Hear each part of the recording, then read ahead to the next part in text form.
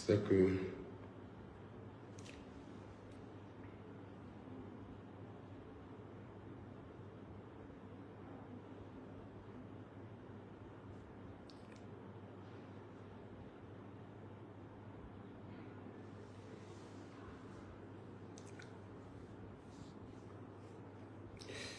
Bonsoir à tous. Bonsoir à tous. J'espère que vous m'entendez. Est-ce que vous m'entendez? Dites-moi si vous m'entendez.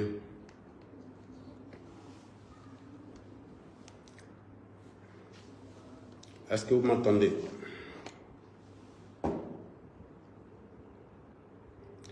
Bonsoir à tous. Est-ce que vous m'entendez? Dites-moi.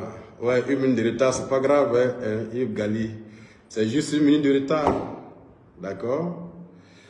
Dites-moi si vous m'entendez bien. Est-ce que le son est bon? Alors donc, on est en direct sur Facebook et sur TikTok aussi à la fois. Voilà. Et donc, dans quelques minutes, disons dans 5 minutes, nous commençons. Partagez le live parce que ce soir, nous allons parler un peu de la situation de... pardon, la situation de Dialogo Bitèye, de façon globale du foncier en Côte d'Ivoire, mais surtout en restant un peu plus focus sur l'affaire de Dialogo Bitèye, qui diffère la chronique et qui fait que beaucoup d'Ivoiriens aujourd'hui se posent beaucoup de questions sur la gestion du foncier telle qu'elle est faite par nos chefs traditionnels, telle qu'elle est faite par notre administration, notamment le ministère de la Construction, telle qu'elle est faite par notre service public de la justice. Beaucoup d'interrogations sont dans l'esprit des Ivoiriens. Comment faire en sorte que quand vous arrivez avec vos économies à acquérir un terrain, vous puissiez sereinement en jouir parce que au final, vous aurez les documents authentiques pour en être le propriétaire définitif. La réalité est qu'aujourd'hui, quand vous achetez un terrain dans les grandes villes, les chances que le processus d'acquisition, le processus d'établissement de documents définitifs qu'on appelle l'ACD aboutissent sont quelquefois très minces parce que le secteur est très corrompu. Il y a toute une armée de personnes sans foi ni loi qui y sévissent, malheureusement avec le soutien et la complicité active parfois de fonctionnaires véreux qui participent consciencieusement à exproprier les Ivoiriens de leur terre.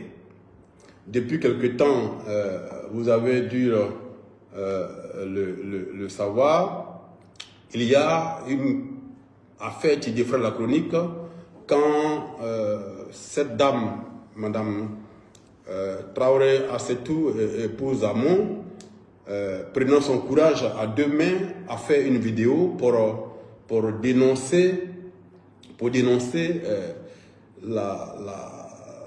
l'injustice dont elle était la victime de la part d'un individu dont on va parler tout à l'heure et qui a lancé l'alerte de ce qui s'est passé à Dialogo Bitèye sur le lotissement Bessikwa où elle a acquis un terrain. Et donc je vous demande de partager au maximum le live parce que le sujet il est important. Tous les Ivoiriens sont concernés. Nous sommes tous menacés dans ce pays au niveau du foncier. Et si de façon,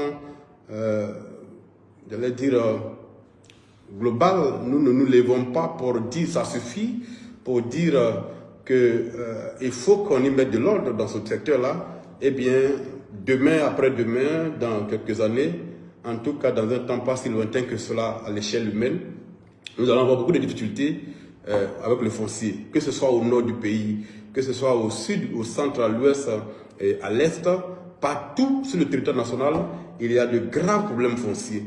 Et chacun de nous, de plus en plus, en aperçoit, le foncier risque d'être à terme une bombe sociale qui va exploser à notre figure si nous ne faisons pas attention. Et donc, je vais vous demander de continuer à partager le live sur Facebook, sur TikTok. Vous aussi, vous pouvez partager le live, partager, et pour que plus de personnes suivent.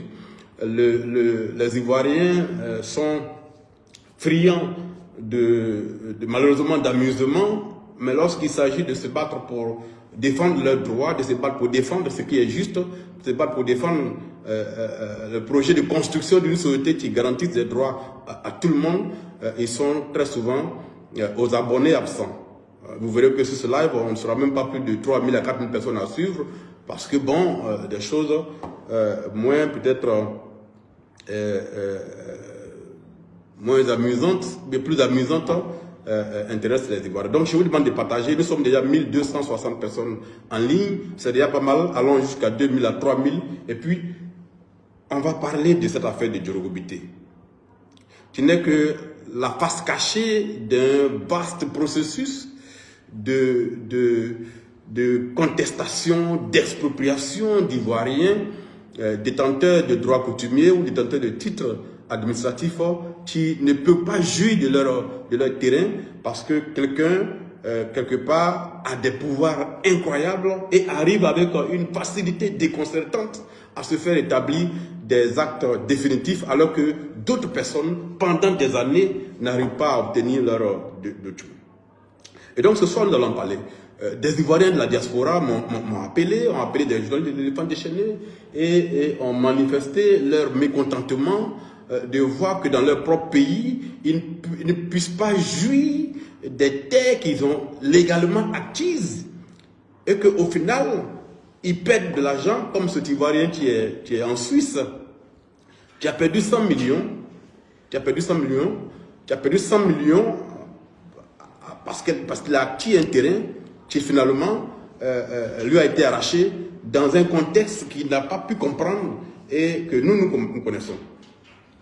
Depuis une dizaine d'années, en tant que journaliste de l'éléphant déchaîné, j'ai enquêté sur plusieurs dossiers de ce foncier, tant à Abidjan qu'à l'intérieur du pays. Je connais parfaitement le fonctionnement de la mafia, du foncier urbain et même du foncier rural qui sévit dans notre pays, avec la complicité, malheureusement, de certains fonctionnaires qui ont conçu tout un système de vie sur la fraude, sur la falsification des documents et sur la délivrance d'attestations ou de documents définitifs à des personnes qui, au départ, n'étaient pas celles qui devraient avoir les documents. Et donc, je vous demande de partager. Comme on l'a annoncé sur les réseaux sociaux, nous ne cacherons pas les noms. Nous ne cacherons pas les noms parce que nous avons enquêté. Nous avons documenté les informations. Nous sommes allés à la rencontre des gens. Tout à l'heure, je vais vous donner la liste des personnes que nous avons rencontrées dans le cadre de cette enquête-là, menée par le journal L'éléphant déchaîné. Normalement, cette enquête-là, nous devrions la mettre dans le journal et la vendre pour que les Ivoiriens achètent pour découvrir l'information qui s'y trouve. Mais au regard de l'émotion que l'affaire de Djorogobité a suscité, a créé sur les réseaux sociaux, nous avons estimé qu'il était de notre devoir citoyen de ne pas vendre l'article et de le produire à titre gracieux ou bien gratuitement aux Ivoiriens.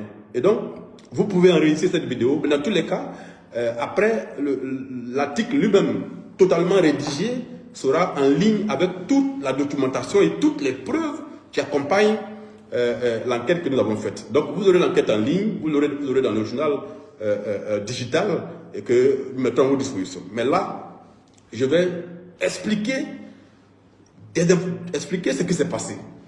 Donner les informations que nous avons glanées ici et là pendant l'enquête qui a été menée par la rédaction de l'éléphant déchaîné, avec moi bien sûr à la tête. Alors dans ce cadre-là, le journaliste que je suis s'est mis au service du député. Et donc le journaliste a enquêté et maintenant le député va prendre la parole pour livrer aux Ivoiriens qui l'ont mandaté en tant qu'élus de la nation pour parler à leur nom, pour parler à leur place. Donc le journaliste s'est mis au service du député. Et c'est ce soir, le député qui va prendre la parole pour rendre public le travail accompli par le journaliste. Donc je porte les deux casquettes qui sont au service de la communauté. Donc je vous exhorte vraiment à partager le live. Allons jusqu'à 3000 personnes, on est déjà à 2000 personnes. Et je vais vous livrer des informations. Nous allons citer les noms. Ici, nous, on ne cachera pas les noms. Parce que nous avons enquêté. Nous avons approché tous les protagonistes de cette histoire, de cet imbroglio terrible qui, s'il ne provoquait pas autant de drames dans les familles, serait à la limite irrisible. Malheureusement, il s'agit de vie, il s'agit d'économie, de personnes qui, depuis l'université, ont économisé, d'autres qui ont fait du commerce, qui ont fait des choses à l'extérieur, des Ivoiriens qui ont économisé, qui sont venus acquérir des terrains et qui aujourd'hui se retrouvent totalement sans aucun terrain. Ils ont été expropriés dans des conditions qu'ils n'arrivent même pas à comprendre. J'ai rencontré le ministre de la Construction, que je voudrais d'ailleurs saluer et remercier pour sa disponibilité, avec qui j'ai échangé pendant près d'une heure sur certaines questions qui touchent au foncier en Côte d'Ivoire. Il m'a notamment parlé de l'ADU, qui est la réforme qui est en cours et qui va rentrer en vigueur à la fin du mois de mars 2025. On souhaite que cette réforme-là marche. Mais évidemment, aucune œuvre humaine n'est parfaite et tous les jours, les choses doivent être parfaites pour qu'il y ait moins de conflits dans l'établissement des documents liés à la propriété foncière. Le ministre m'a informé que en moyenne, c'est plus de 34 000 ACD qui sont signés à la fois au ministère, autour de 17 000, et par les préfets à travers le pays. Et sur les 34 000 ACD signés, c'est autour de 150 à 200 qui font l'objet de procédures judiciaires auprès du Conseil d'État. D'où la conclusion du ministre selon laquelle c'est marginal. Nous ne partageons pas forcément la position du ministre. Nous pensons que même si c'est une seule personne qui est victime d'expropriation, c'est suffisamment grave pour que cela fasse l'objet d'un débat national. Et que parfois beaucoup sont victimes, mais n'ont pas le courage, n'ont pas les moyens de se plaindre. Quelqu'un ne peut pas économiser 2 millions, 3 millions, 4 millions, 5 millions, voire 10 millions. Aller acquérir un terrain pour vivre dessus pendant ses vieux jours. Et puis, en une journée, il perd tout ça. Il n'a même pas les moyens de prendre un avocat. Il fait des démarches. Il se rend compte qu'il se heurte à un mur.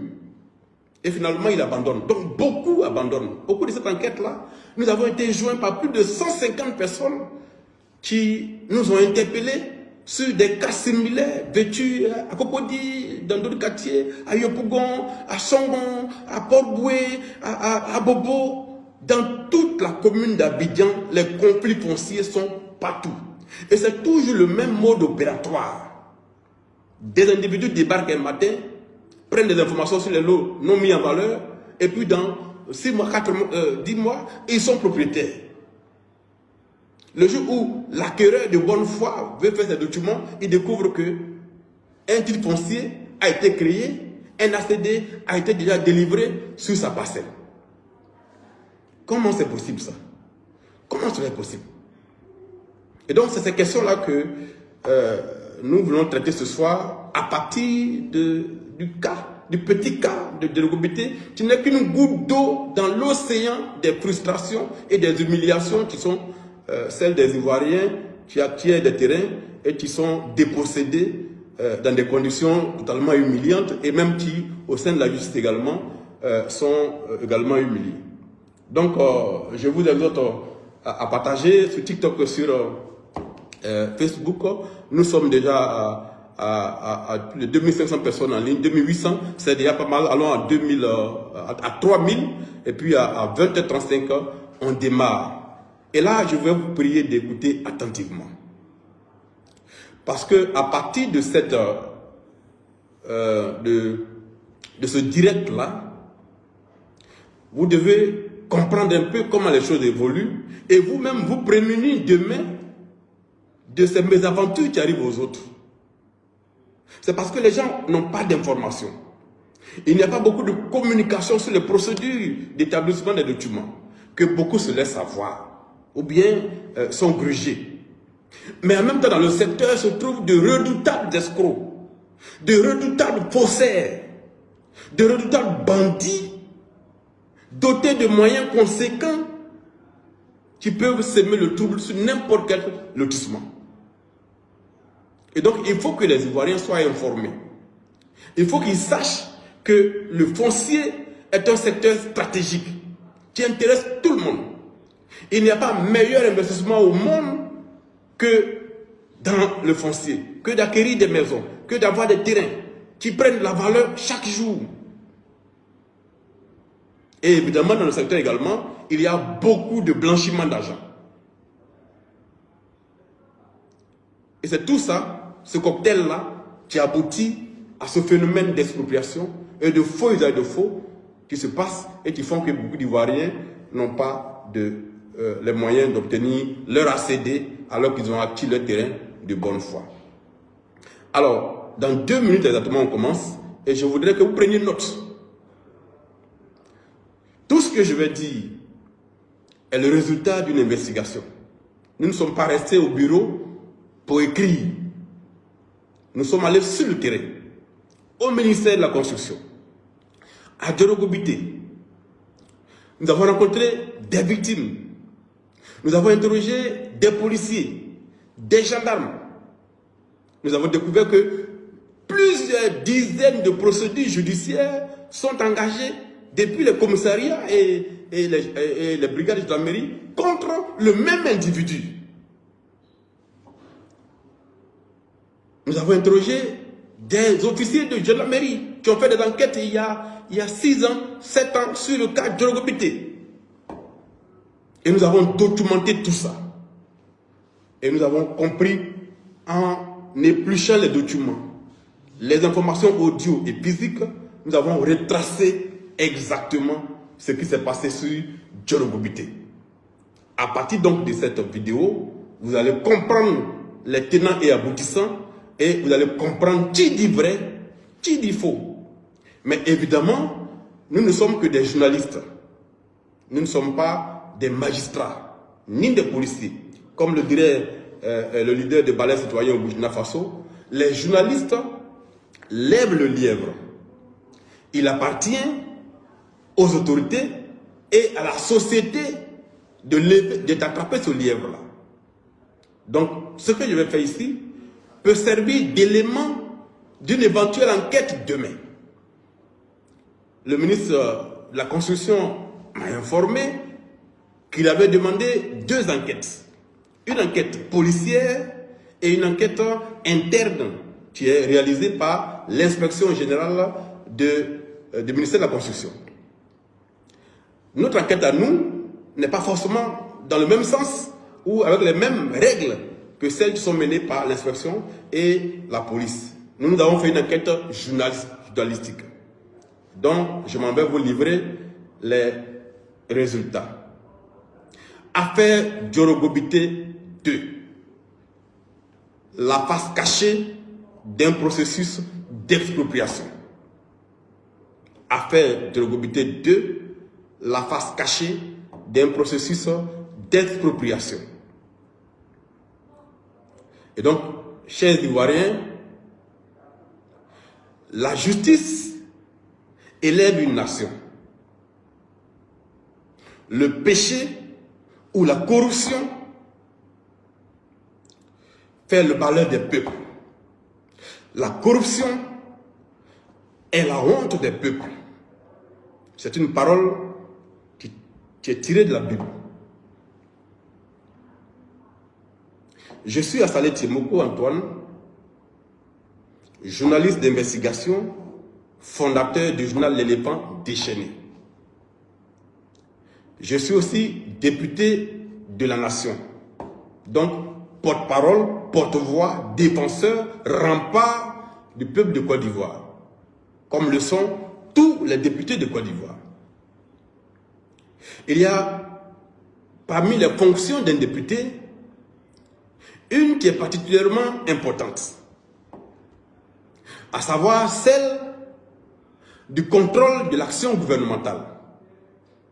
Donc, en plus de voter les lois, ou même de proposer des lois à concurrence avec le chef de l'État, en plus de consentir l'impôt et donc d'adopter le budget de l'État, le député a aussi une fonction de contrôle de l'action gouvernementale. C'est quoi ce contrôle-là? Ce contrôle se fait donc à deux niveaux. Il y a ce qu'on appelle le contrôle de la légalité des actes posés par l'exécutif, les membres du gouvernement, au regard de notre corpus législatif, au regard de notre constitution, au regard de nos lois. C'est ce qu'on appelle le contrôle de la légalité. Donc le député s'assure que les actes posés par les membres du gouvernement sont conformes aux lois qu'ils votent. C'est un contrôle. Le deuxième contrôle, c'est le contrôle de l'impact de la décision ou bien des décisions de l'exécutif sur la qualité de vie des populations. Quand on prend une décision gouvernementale, il appartient au député qui est le représentant des populations de s'assurer que cette décision-là a un impact positif sur la vie des gens. Aussi l'impact est négatif, il faut qu'il s'assure que les raisons pour lesquelles on porte atteinte à la vie ou bien aux droits de la population sont valables. C'est ça le contrôle de l'action gouvernementale. Donc, dans le cadre de l'affaire Diorgo Bitèye, le député que je suis est dans son rôle de vérifier que le ministère de la Construction dans cette affaire a fait correctement son travail. C'est ça le contrôle de l'action gouvernementale. Mais pour que je puisse faire cette vérification, en dehors d'une enquête parlementaire, eh bien c'est le journaliste qui fait l'enquête et qui met les résultats au service du député au parler. Donc il s'agit d'une enquête journalistique et non d'une enquête judiciaire. Cela doit être précisé. Alors, dans notre pays, dans le dernier rapport de Transparency International, la Côte d'Ivoire est arrivée maintenant au 69e rang sur 180 parmi les pays les plus corrompus. Donc notre rang s'est amélioré. Et en 2023, on était 87e. Et en 2024, nous sommes passés au 69e rang. Donc il y a un effort qui a été fait en termes de lutte contre la corruption. Mais ce classement-là n'est pas lié à un processus de sanction ou de lutte dans les faits contre la corruption. Il est surtout lié à la prise de décision, je dis la création d'institutions censées lutter contre la corruption. Donc, ce classement est un classement de perception. C'est un indice de perception. Donc, l'ONG fait un classement sur l'indice de perception, à savoir quels sont les efforts faits par le gouvernement en termes de prise de loi pour lutter contre la corruption. Donc, quand on prend la haute autorité de la bonne gouvernance, c'est un élément important qui est pris en compte. Quand on prend le pôle pénal économique, c'est un élément qui est important. Quand on prend l'inspection générale d'État, c'est un élément qui est pris en compte. Donc, c'est ces éléments-là qui permettent d'avoir ce classement-là. Ce n'est pas un classement qui est lié à des actes posés par le gouvernement en termes de sanctions, en termes de révocation de dirigeants poursuivis en justice pour telle ou telle chose. Donc, il faut faire la part des choses. Donc, au-delà de ce classement-là, le ressenti des Ivoiriens est que notre pays est profondément corrompu. Que notre administration est un prodige de gaspillage et de corruption. Qu'il y a dans l'administration des fonctionnaires compétents, crédibles, qui essaient au quotidien de travailler pour le pays, patriotes. Mais à côté, il y a beaucoup de fonctionnaires qui ont utilisé des canaux malhonnêtes pour être là où ils sont et qui au quotidien abîment la construction de notre État. Ils font beaucoup de mal à notre pays. C'est le ministre Zorobi Balo, aujourd'hui président de la Haute Autorité de la Bonne Gouvernance, qui l'a dit dans un rapport officiel que la corruption coûte annuellement 1200 milliards aux caisses de l'État de Côte d'Ivoire. Annuellement. 1200 milliards. Vous imaginez ce qu'on peut faire annuellement avec 1200 milliards? C'est énorme. Donc notre pays est corrompu. L'affaire de Djorogobité 2 est une affaire qui illustre terriblement les tristes conséquences de cette corruption-là, qui est aujourd'hui profondément ancrée dans notre administration et qui a étendu ses racines jusque dans notre service public de la justice. Récemment, le ministre de la Justice, dans une prise de parole publique, s'était inquiété d'informations qui faisaient état de ce que certains acteurs du système judiciaire s'abîmaient, s'abandonnaient dans des pratiques qui font honte. C'est le ministre de la Justice qui le disait. Le texte est encore disponible sur les réseaux sociaux ou sur Internet. Et donc, l'affaire de Djorogobité est une illustration des conséquences de cette corruption qui s'est emparée du corps social,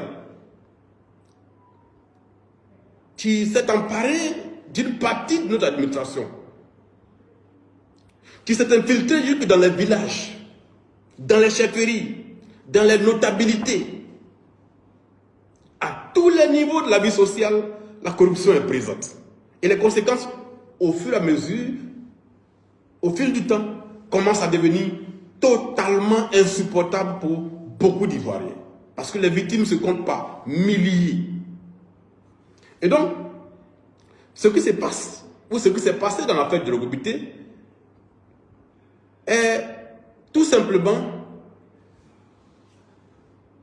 le fonctionnement de notre administration. Je sais que M. le ministre de la Construction a confiance dans son administration. Et c'est vrai, il y a des travailleurs au ministère de la Construction qui sont au service de la communauté et qui font ou qui essaient de faire correctement leur travail. Mais dans cette administration du ministère de la Construction également, se trouvent des fonctionnaires qui s'amusent avec notre État et qui brisent des vies consciencieusement.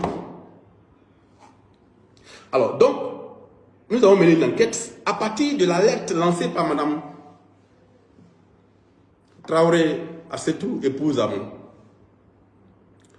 Et donc, nous sommes allés sur le terrain pour écouter les uns les autres, confronter les déclarations des uns des autres, les témoignages, essayer de documenter dans la mesure du possible les témoignages. Donc, ne pas se contenter d'affirmations qu'on ne puisse pas documenter ou aller sur le terrain pour aller faire une contre-enquête. Et donc, l'enquête a duré 8 jours. Nous l'avons entièrement financée. Aucune des personnes que nous avons contactées n'a sorti un centime pour accompagner cette enquête-là. C'est une enquête indépendante que nous avons réalisée et nous l'avons intégralement financée. Alors, nous avons entendu la chefferie traditionnelle de Djorogobité. Nous avons entendu des membres de la famille Mambo à Djorogobité, propriétaires terriens. Nous avons entendu le nommé Kome Bakari. Nous l'avons entendu. Il faut dire qu'il fait face à plus de 25 accusations. Plus de 25 personnes l'accusent de les avoir expropriés. Nous l'avons entendu. Nous avons également interrogé un acteur dont on n'a pas cité le nom dans cette affaire, qui s'appelle Traoré Nyumvier, qui est un élément central de cette affaire de Djorogobité. Traoré Nyumvier, opérateur, très proche du directeur du domaine urbain, M. Diallo Aboulaye. Nous avons entendu un commissaire de justice, Maître Kofi Maurice. Nous l'avons entendu. Il est pour Kome Bakari un proche aussi, qui travaille pour lui pour ses affaires judiciaires. Nous avons entendu l'imam Sissé, victime. Nous avons entendu Dame Traoré Assetou, victime. Nous avons échangé avec M. Diabaté, qui est le représentant en Côte d'Ivoire d'un Ivoirien qui est à l'extérieur, qui est aussi victime du nommé Kome Bakari. Enfin, se dit victime du nommé Kome Bakari. Nous avons été au ministère de la Construction pour rencontrer le ministre de la Construction.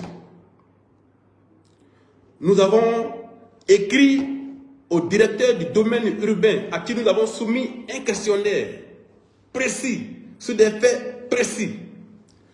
Nous avons écrit au directeur des affaires juridiques et du contentieux du ministère de la Construction, M. Kaba Mori. Nous lui avons soumis un questionnaire précis. Nous avons échangé également avec M. Krakouman, directeur de l'urbanisme au ministère de la Construction. Nous avons échangé sous le sceau de l'anonymat avec des officiers de police judiciaire qui ont travaillé sur l'affaire Djorogobité au niveau de la brigade de recherche de la gendarmerie. Et d'autres gendarmes à la retraite qui ont connu aussi cette affaire, que nous avons approchés pour écouter les versions des faits. Donc nous avons rencontré beaucoup de monde. Nous avons échangé également avec le gardien qui est sur le site de Dame Traoré pour savoir l'historique de l'arrivée de M. Kome Bakari sur le terrain. Nous l'avons lui aussi interrogé. Voilà, dans le cadre de l'enquête, les personnes que nous avons approchées. Alors, allons dans le fond de l'enquête maintenant. Je précise que l'enquête est rédigée avec les documents qui accompagnent, toutes les preuves qui accompagnent, sera diffusée sur notre site internet et sera disponible dans la version digitale du journal que nous mettrons en ligne dans les jours qui arrivent. Pendant l'enquête, nous avons été joints par plusieurs personnes, autour de 150 personnes, dont certaines sont liées à l'affaire Djorogobité, d'autres liées à l'affaire Bonoumé, d'autres liées à l'affaire Songon, d'autres liées à l'affaire Port-Boué, d'autres liées à l'affaire 4 Croix dans la zone de Abobo Anyama. Toutes ces personnes nous ont appelés. Certaines ont été reçues à notre cabinet. Nous avons échangé avec elles. Et ce que nous avons retenu, et tu ne m'as pas étonné personnellement, puisque je connais le process, c'est le même procédé. Que ce soit à Djorogobité, à Songon, à Bonoumé, à Port-Boué, à 4 Croix, c'est le même procédé qui est utilisé par ceux qui exproprient les Ivoiriens. Mais de toutes ces affaires, nous parlerons plus tard, dans l'éléphant déchaîné, puisque des enquêtes ont été ouvertes et nos journalistes sont sur le terrain. Restons pour aujourd'hui sur l'affaire Djorogobité. Qu'est-ce qui s'est passé? Il faut que nous remontions au fait. Ce que nous appelons l'origine du mal. Parce que nous titrons les rubriques de nos enquêtes.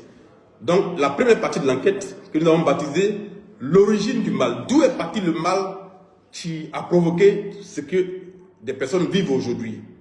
D'où l'affaire est partie. Alors, notez bien qu'à la suite d'un contentieux survenu entre les chefferies d'Abou Baoulé et de Djorogobité 2 au sujet du lotissement Bessikwa en 2014, le ministre de la Construction d'alors, M. Sanogo Mamadou, a initié des médiations entre les parties, au terme desquelles le ministre a autorisé le chef de Djologobité à délivrer des attestations sur une partie des lots issus du lotissement Bessikwa. Nous sommes en 2014. Il faut noter que le lotissement a été fait autour des années 2025. Et nous sommes en 2014. Cette décision du ministre Sanogo Mamadou, qui autorise le chef de Djologobité à délivrer des attestations sur une partie des lots du lotissement Bessikwa, n'a pas été acceptée par le chef de Abobo Baoulé. On va aller doucement pour que vous compreniez l'historique à partir de laquelle tout cela est arrivé. Le chef de Abobo Baoulé n'ayant pas accepté la décision, a attaqué la lettre rédigée par le ministre Sanogo, dans laquelle est mentionné le fait que désormais le chef de Djologobité 2 doit signer des attestations. Et donc il a saisi la chambre administrative du conseil, de la Cour suprême. Le chef d'Abou Baoulé à l'époque s'appelait M. Amondi Djangan Claude. C'est lui qui a saisi la chambre administrative de la Cour suprême pour lui demander d'annuler la lettre du ministre Mamadou Sanogo qui autorisait le chef de Djologobité 2 à signer des attestations. Le 24 juin 2015, la chambre administrative, à travers ce qu'on appelle l'arrêt 129, a débouté le chef d'Abou Baoulé de ses prétentions et donc a confirmé la lettre du ministre Sanogo autorisant le chef de Djologobité à signer. Cet arrêt a été notifié par la chefferie de Djologobité au ministère de la Construction. Puisque jusque-là, c'est le chef d'Abou Baoulé seul qui signait toutes les attestations sur le lotissement Bessikwa.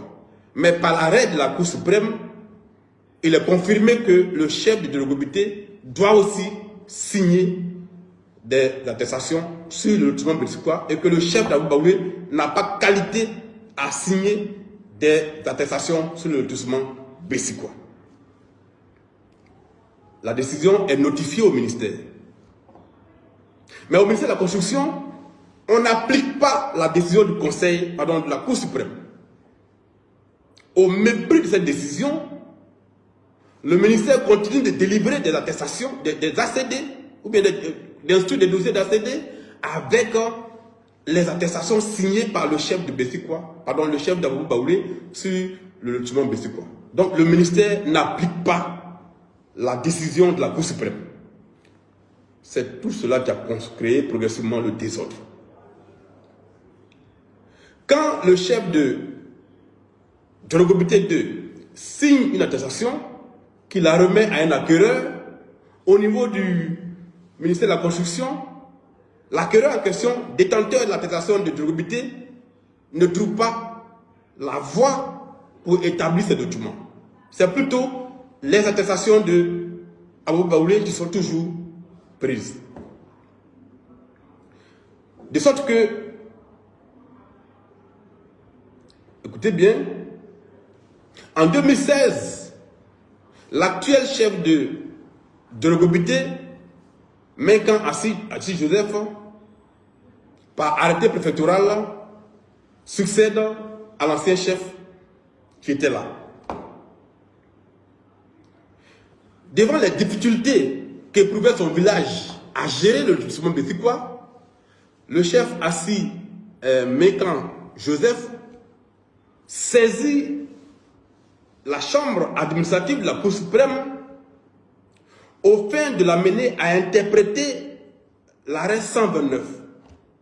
Il demande à la Cour suprême que voulez-vous dire réellement par le fait que c'est le chef de Djorogobité qui doit signer sur Betikwa? Est-ce que le chef de Abou Baoulé doit continuer à signer? Et donc, la requête est déposée auprès de la chambre administrative de la Cour suprême. En réponse à cette requête-là, la chambre administrative de la Cour suprême rend le 28 mai 2017 l'arrêt numéro 100 avec une position très claire que je vous cite ici. La chambre dit ceci: le chef du village de Djorogobité est seul habilité à signer les attestations d'attribution des lots relevant aussi bien de Djorogobité 2 que du lotissement Bessikwa. Je répète, le chef du village de Djorogobité 2 est seul habilité à signer les attestations d'attribution des lots relevant aussi bien du lotissement de Djorogobité 2 que du lotissement Bessikwa. Donc l'arrêt est clair. Et même le chef de Abou Baoulé, qui avait contesté l'arrêt 129, a été débouté et condamné à payer 500 000 francs d'amende. Donc le dernier arrêt, le troisième arrêt, confirmait définitivement que c'est le chef de Djorogobité qui avait seule signature sur le lotissement Bessikwa. Conforté dans ses droits donc, le chef de Bessikwa, pardon, de Djorogobité entreprend de faire l'état foncier du lotissement Bessikwa. Il découvre alors que de 2005 à 2018, et en violation de tous les arrêts rendus par la Chambre administrative, le ministère de la Construction a continué à traiter les demandes d'ACD avec des attestations signées par le chef d'Abou Baoulé. Donc le ministère n'a pas appliqué les décisions de la Chambre administrative de la Cour suprême. Et le chef Menkan découvre cela. Alors, il proteste vigoureusement auprès de la direction des affaires juridiques et du contentieux du ministère de la Construction. De même qu'auprès du directeur du domaine public, du domaine urbain. Et donc, c'est le refus d'appliquer au départ les décisions de la Cour suprême qui ont sémé le désordre sur le lotissement Bessikwa. Et donc, dans la deuxième partie de l'enquête, nous avons enquêté sur le désordre. Donc, nous l'avons titré « Le désordre créé par le ministère de la Construction ». Suivez très bien. Par courrier en date du 8 mars 2018, c'est-à-dire après le dernier arrêt rendu par la Cour suprême. Par courrier en date du 8 mars 2018, le directeur des affaires juridiques du ministère de la Construction informe le chef de Djorogobité qu'il tient à sa disposition la liste des lots résiduels, des lots restants, dits lots résiduels. Lots qui seront traités, écrit-il, sur la base des attestations délivrées maintenant par le chef de Djorogobité. Je reprends. Par courrier en date du 8 mars 2018, le directeur des affaires juridiques et du contentieux du ministère de la Construction, M. Kabamori, informe le chef de Djorogobité 2 qu'il tient à sa disposition la liste des lots restants, dits lots résiduels. Lots qui seront traités, écrit-il, sur la base des attestations délivrées par le chef de Djorogobité. Le courrier, nous l'avons. Sauf que dans les faits, malgré ce courrier, rien ne changera. Il ne se passera rien. Seules les attestations ou la plupart des attestations signées par le chef d'Abou Baoulé continueront à être utilisés au ministère de la Construction pour établir les dossiers de demande d'ACD. Ce qui a eu pour conséquence de s'aimer un désordre monstrueux sur le terrain, avec d'un côté des personnes en possession sur les mêmes parcelles d'attestations signées par deux chefs différents. De sorte que devant cette situation de confusion, le chef de Djorogobité a décidé de porter plainte auprès du parquet d'Abidjan, Plateau, pour appropriation du lotissement Bessikwa avec violence, faux et usage de faux et discrédit d'une décision de justice. Donc le chef de Bessikwa, en avril 2018, porte plainte auprès de la justice ivoirienne, auprès du parquet d'Abidjan, pour appropriation du lotissement Bessikwa avec violence, faux et usage de faux et discrédit sur une décision de justice. Voilà les motifs pour lesquels le chef saisit la justice. Sur la base d'un soir transmis du procureur de la République auprès donc de la brigade de gendarmerie, la brigade de recherche de la gendarmerie, une enquête est ouverte pour comprendre qui viole la décision de la Cour suprême, qui fait du faux et de faux, et qui s'est approprié, malgré les décisions, le lotissement Bessikwa. L'enquête conduit à interroger les chefs de Abou Baoulé, les chefs de Djorogobité, mais aussi et surtout des responsables au ministère de la Construction, notamment la directrice du domaine urbain à l'époque, Mme Fofana Madjalia, et le directeur des affaires juridiques et du contentieux, M. Kaba Mori. Tous les deux sont entendus en tant que mis en cause au cours de l'enquête qui est ouverte. Et donc, ils sont convoqués à la brigade de recherche.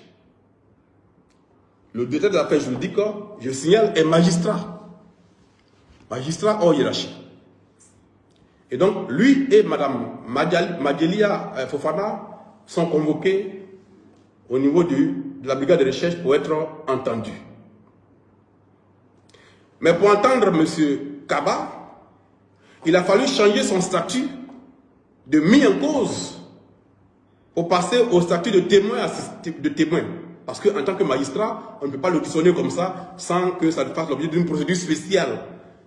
Et donc, on change son statut et on l'entend maintenant en tant que témoin dans l'affaire. Mais Madjalia, elle est entendue en tant que mise en cause. Interrogé par la brigade de gendarmerie, de savoir pourquoi est-ce qu'ils doivent continuer à faire délivrer des attestations, ou bien des ACD, sous la base d'attestations signées par le chef d'Abou Baoulé, Madjalia Fofana répond que quand elle prend fonction à la direction du domaine urbain, elle est informée de l'existence des arrêts rendus par la Cour suprême qui disent qu'on doit désormais traiter les dossiers avec la signature du chef de Djorogobité. Mais que son chef, le directeur des affaires juridiques, lui a donné instruction de continuer à traiter les décisions, les dossiers avec la signature de chef Baoulé. Nous nous sommes procurés l'audition en question. Nous l'avons. Quand il est interrogé à son tour, le directeur des affaires juridiques déclare qu'il s'agit simplement de décisions d'interprétation qui ne remettent pas en cause ce qui a été fait. Et que effectivement, c'est lui qui a demandé à la directrice du domaine urbain de continuer à traiter les dossiers ainsi qu'elle l'a fait. Ça est bien dans le PV d'audition. Donc, le ministère de la Justice n'a pas appliqué la décision de la Cour suprême. Interrogé par les journalistes de l'Éléphant déchaîné, lundi dernier sur les raisons pour lesquelles il n'a pas appliqué la décision de la Cour suprême. M. Kaba Mori, jusqu'à ce jour, au moment où je vous parle, n'a pas encore répondu à notre question. Nous lui avons adressé un courrier. Nous avons la décharge. Pourtant, le 12 février, dans un communiqué rendu au sujet de l'affaire Traoré Assetou et Komé Bakari, M. Kaba Mori a écrit ceci. Il ressort de ces entrevues, on parle du 12 février 2025, dans l'affaire Komé contre Traoré Assetou. M. Kaba Mori écrit dans le communiqué, il ressort de ces entrevues que les protagonistes indiquent avoir saisi les autorités judiciaires pour faire prévaloir leurs droits de recours et autres prétentions. L'administration en charge du foncier urbain s'en tiendra, écrit-il, comme à l'accoutumée, aux décisions qui seront rendues par les juridictions compétentes. C'est lui qui écrit ça le 12 février dans le communiqué. Alors que nous venons de démontrer que les décisions de la Cour suprême, ils ne les ont pas appliquées. Et c'est parce qu'ils n'ont pas appliqué les décisions de la Cour suprême que le désordre a été installé.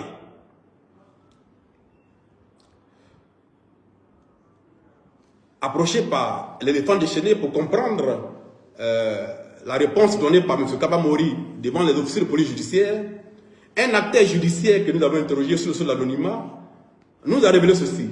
Il dit, c'est parce qu'il est magistrat que M. Kaba Mori a été entendu en qualité de témoin dans cette affaire de Djorogobité. Sinon, il aurait fait la prison. Quand on est magistrat, on ne piétine pas les décisions rendues par la Cour suprême. C'est finalement sous la contrainte qu'il a obtempéré. En agissant comme il l'a fait, il a créé tout le désordre qui est survenu sur le lotissement Bessikwa. À quelle fin a-t-il fait cela? Lui seul peut y répondre, mais à mon avis, dit-il, il n'a plus sa place dans ce ministère. En tout cas, pas en tant que DAJC. C'est un acteur judiciaire qui répond ainsi à l'éléphant déchaîné. Donc, la décision de la Cour suprême n'a pas été appliquée. Troisième étape de l'enquête, les 1272 lots après la volonté du DAJC. C'est le titre de ce passage-là. Je vois que nous sommes 5600 personnes en ligne, 500 personnes en ligne, c'est bien. Bravo. Le sujet est important et il faut que de plus en plus nous démontrions aux Ivoiriens que nous pouvons nous battre pour que leurs droits soient respectés. Et que ceux qui ne comprennent pas, on peut les mettre à disposition des informations crédibles qui leur permettent eux-mêmes de se faire une opinion. Dans cette affaire, nous n'avons pris aucune position, nous nous sommes tenus aux faits documentés. À la suite donc de son audition par la gendarmerie, et voyant la tournure des événements, le directeur des affaires juridiques du ministère de la Construction organise le 5 juin 2018, dans les locaux du ministère, une rencontre avec la chefferie de Djorogobité. À cette rencontre-là, était présent le chef actuel de Djorogobité, assisté de son avocat, Maître Akré. Dans le procès verbal rédigé par la direction des affaires juridiques, dont nous avons obtenu copie, il a écrit ceci. À cette occasion, monsieur le directeur des affaires juridiques et du contentieux a remis à monsieur Menkan Assis Joseph, chef du village de Djorogobité 2, assisté de son avocat, Maître Akré, la liste consolidée des lots du résiduel qui sera traité sur la base des attestations délivrées par le chef du village de Djorogobité 2. Et il est mentionné dans le courrier du 8 mars que les lots en question, qu'on appelle lots résiduels, qui sont au nombre de 1272, M. Kaba Mori, le détail juridique, précise que ces lots-là, sous ces lots-là, il n'y a aucun acte administratif, ni aucun titre foncier. Cette partie-là est très importante. C'est-à-dire que les 1272 lots, sur les 5516 lots du lotissement global, c'est seulement 1272 qui ont été remis au final à la chefferie de Djorogobité 2. Et sur la lettre de transmission de ces lots-là, le directeur des affaires juridiques écrit que ces 1272 lots ne sont aliénés d'aucune manière. C'est-à-dire qu'il n'y a ni demande d'ACD, ni demande d'attention domaniale, il n'y a rien dessus. Il n'y a aucun titre dessus. Donc c'est des lots vierges en termes de procédure administrative. Alors, la chefferie de Djorogobité reçoit la liste. Nous nous sommes procurés cette liste-là. Nous l'avons. Alors, la quatrième partie de cette enquête-là était de savoir maintenant, est-ce que ce que le directeur des affaires juridiques était fondé? Est-ce que les 1272 lots, et d'ailleurs dans le rapport, c'est bien mentionné que le directeur des affaires juridiques et la direction du domaine urbain qui a travaillé à l'amont ont consolidé les 1272 lots et ont affirmé donc qu'il n'y a aucun titre dessus, ni aucun acte administratif. Donc nous avons cherché à vérifier si cela était vrai. Donc des lots sans acte administratif et sans titre foncier. Alors, à Djorogobité, ayant reçu donc la liste des lots, le partage est effectué entre les opérateurs, donc les aménageurs, et les familles détentrices de droits coutumiers. Sur la base donc de ce partage-là, un premier guide, dit guide des lots résiduels, est confectionné par le nommé Traoré Nyonvier, dont on a dit qu'il était le chef des opérateurs, très proche de la chefferie de Djorogobité. Donc c'est à lui que on a confié le soin de faire le guide, de confectionner le guide qui allait comporter l'ensemble des 1272 lots. Donc il a conçu le guide qu'on a appelé guide des résiduels, des lots résiduels. Mais ce guide ne sera pas reconnu par le ministère de la Construction.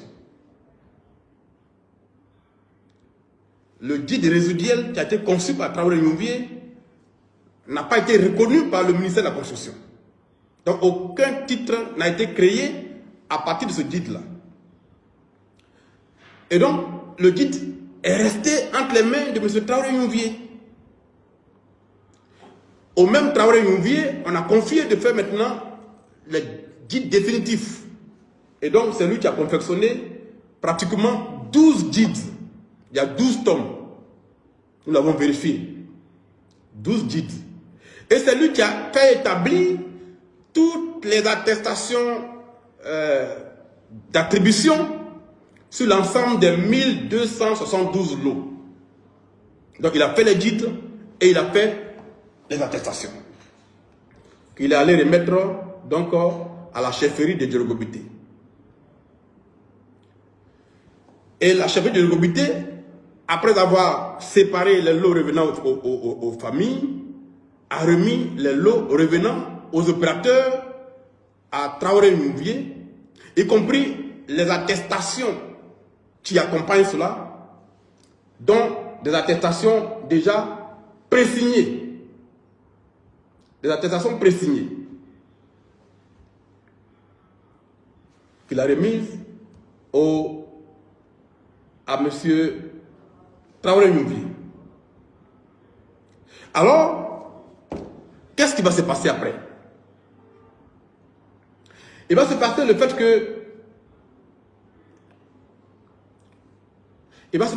que la chefferie de Djorogobité va délivrer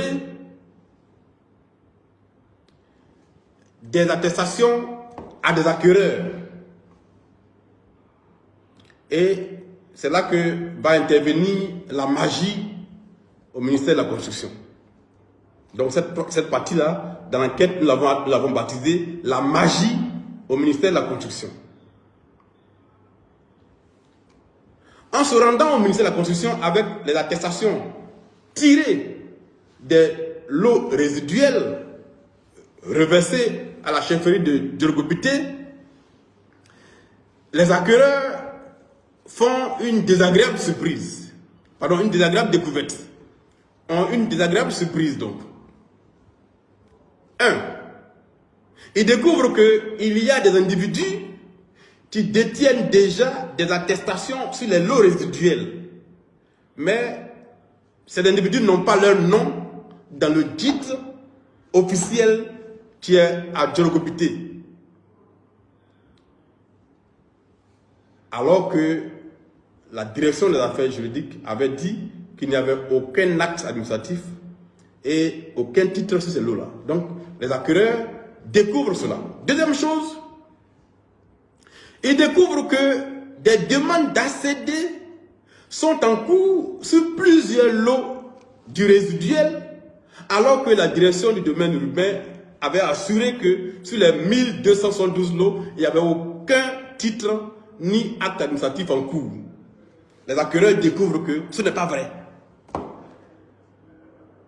Voilà d'où est parti tout le problème. Comment pouvait-il y avoir des ACD en cours d'établissement sur les 1272 lots, alors que la direction a dit que ces lots-là ne souffrent d'aucune aliénation? À Djologobité, les acquéreurs reviennent pour se plaindre. La chefferie se retrouve donc dans l'embarras. Qu'est-ce qui explique cette situation?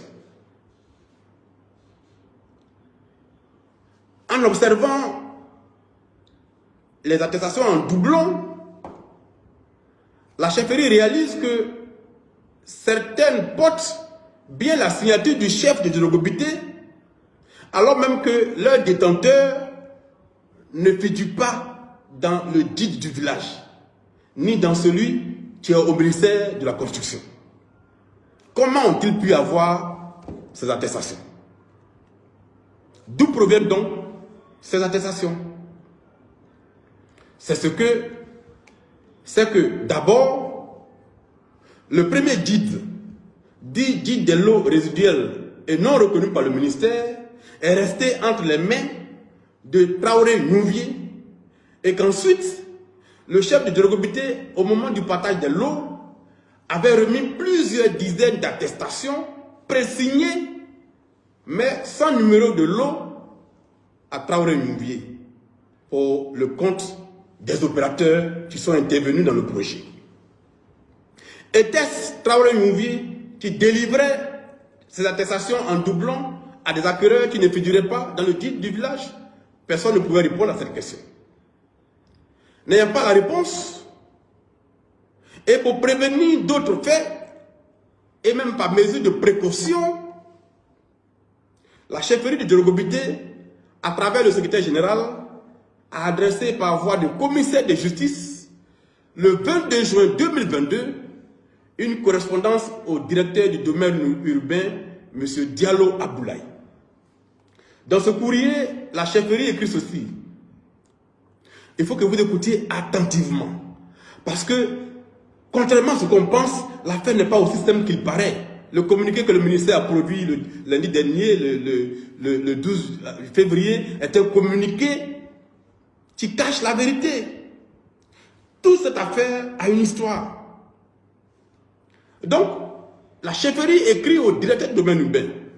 Et je vais vous lire une partie de ce courrier-là, qui est très importante.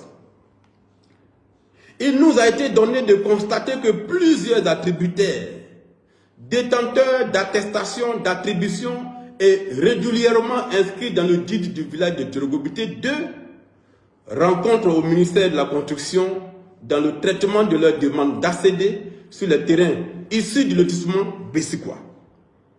Ainsi, après plusieurs investigations, il a été établi l'existence d'un guide parallèle.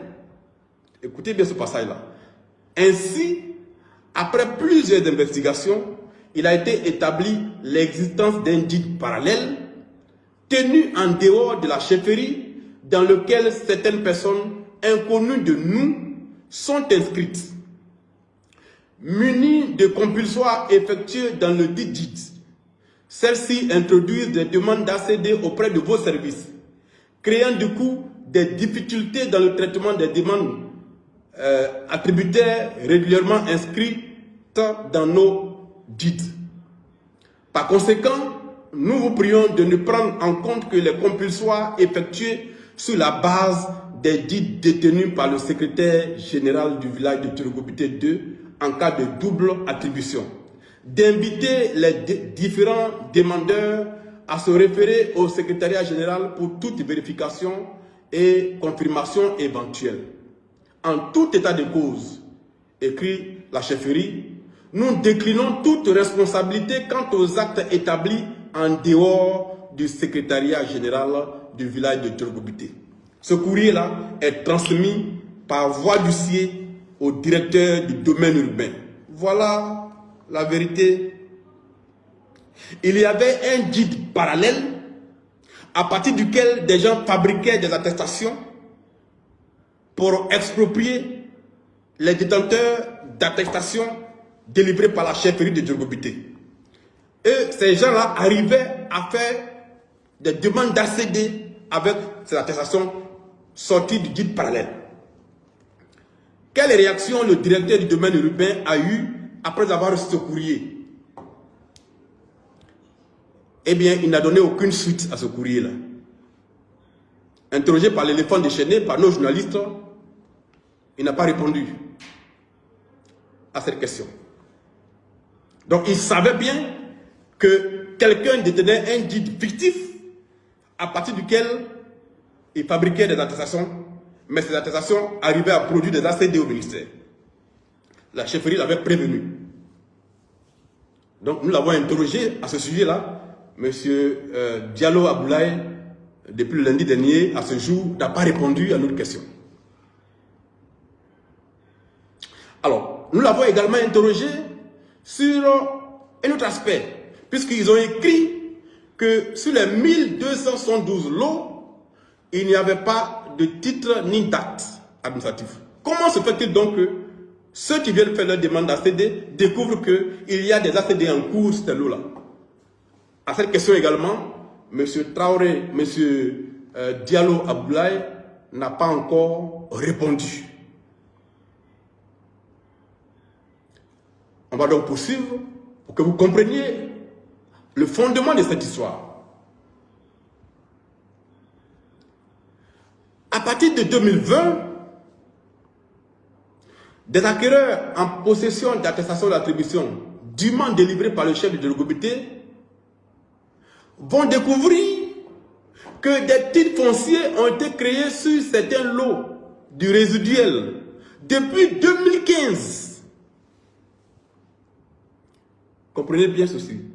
En 2018, le ministère de la Construction, à travers la direction des affaires juridiques et du contentieux, transmet à la chefferie de Turgobité 1272 lots numérotés, en précisant que sur ces lots-là, il n'y a aucun acte administratif ni aucun titre. Mais en 2020, des détenteurs d'attestations délivrées par Turgobité découvrent que des personnes ont introduit des demandes d'ACD sur les terrains en question depuis 2015 et possèdent des attestations domaniales depuis 2015. Comment cela est possible? Comment cela est possible? Alors qu'en 2018, le même ministère dit que sur ces lots-là, il n'y a aucun titre. Pourtant, depuis 2015, des attestations domaniales et des titres fonciers avaient été déjà créés. Comment cela est possible? Nous avons documenté cela.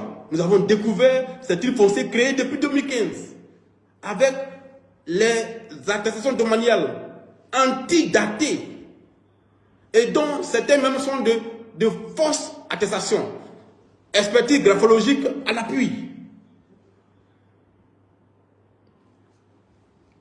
Écoutez très bien. Parfois ce pays me désespère. Parce qu'on ne peut pas se comporter comme ça dans un pays normal. On ne peut pas jouer ainsi avec les économies des gens. Et donc, nous avons continué à enquêter sur cet aspect des choses pour découvrir d'où tout ça est parti.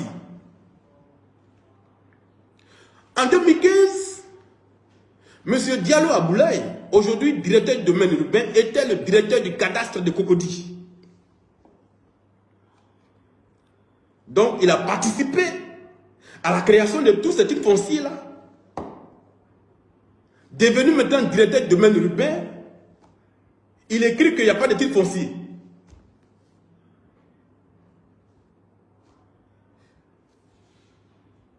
Eh bien, nous l'avons approché par écrit pour lui demander à M. Diallo Aboulaye comment il explique ça. Comment, alors qu'il tient la direction du domaine urbain, il a pu faire écrire qu'il n'y a pas de titres sur ces lots-là, alors que lui-même sait très bien que depuis 2015, il a participé à créer des titres fonciers sur ces lots-là. À ce jour, M. Diallo Aboulaye n'a pas encore répondu à notre question. C'est dans ce méli-mélo de faux et usage de faux, de mensonges officiels, de fuite en avant, qu'intervient l'affaire Traoré Assetou, épouse Amon, contre Komé Bakari.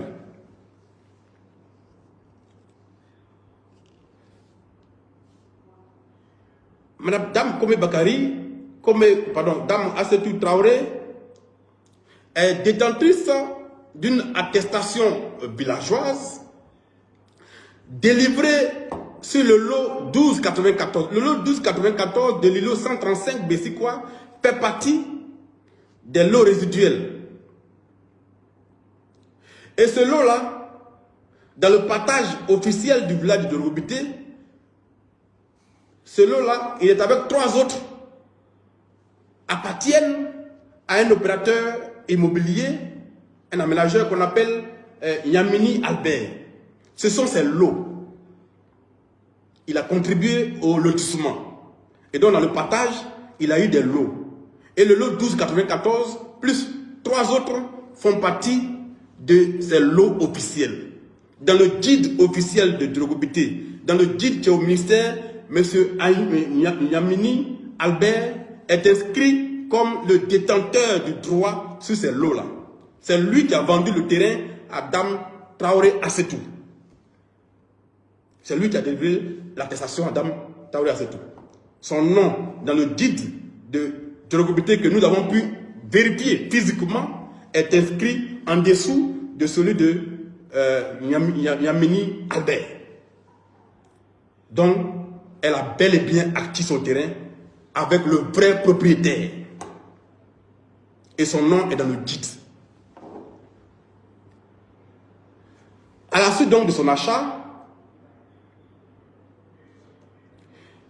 elle obtient donc une attestation villageoise signée par l'ex-chef, nous sommes en 2015, l'ex-chef Anon Arsène Zéphirin.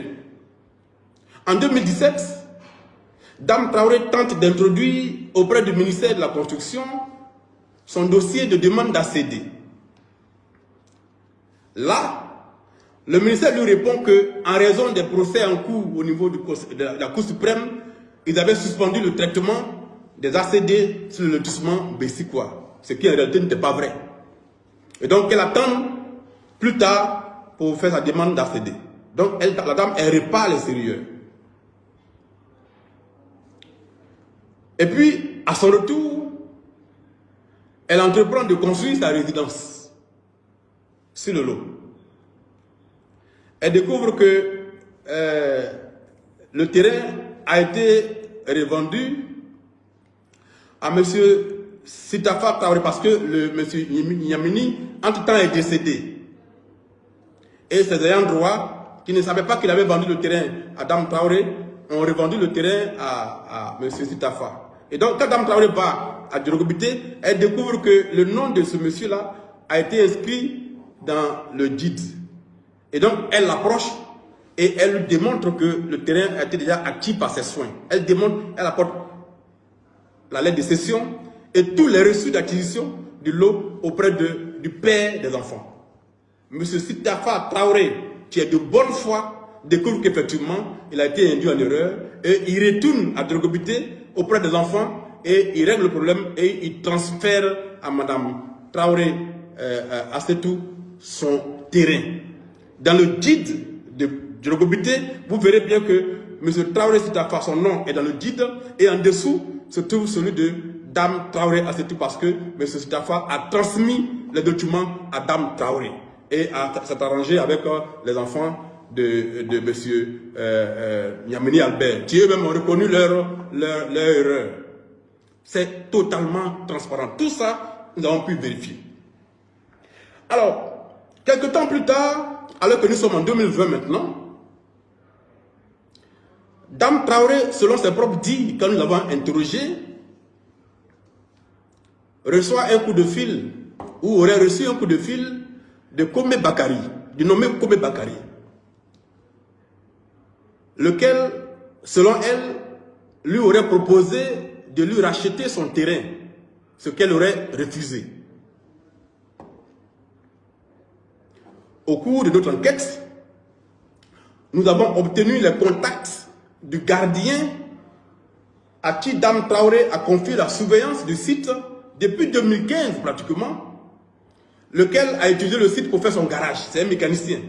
Nous avons pu le retrouver et nous l'avons interrogé pour voir s'il pouvait confirmer les dires de Mme Traoré Assetou. Interrogé par les journalistes de l'éléphant déchaîné, le mécanicien déclare ceci. Il dit que il reconnaît avoir été installé sur le terrain par Dame Traoré Assetou, laquelle, précise-t-il, ne lui a jamais pris de l'argent, alors même qu'il a exploité son terrain pour faire son garage. Et de continuer à dire ceci, il confirme que Kome Bakari s'est présenté une première fois sur le site et que Kome Bakari l'aurait informé être le propriétaire du site. Ça, c'était la première rencontre.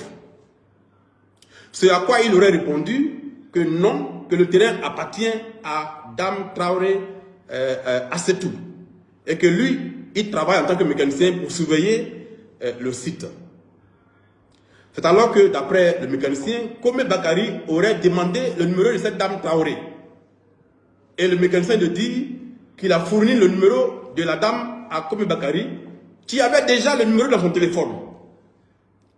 Et que, ayant ouvert son téléphone, il a présenté la photo de Dame Traoré Assetou sur son compte WhatsApp. Et lui, mécanicien, a confirmé qu'effectivement, c'est Mme Traoré qui est là. Donc, Kome Bakari, quand il rencontre pour la première fois le mécanicien, d'après lui-même, avait déjà le numéro de la dame dans son téléphone.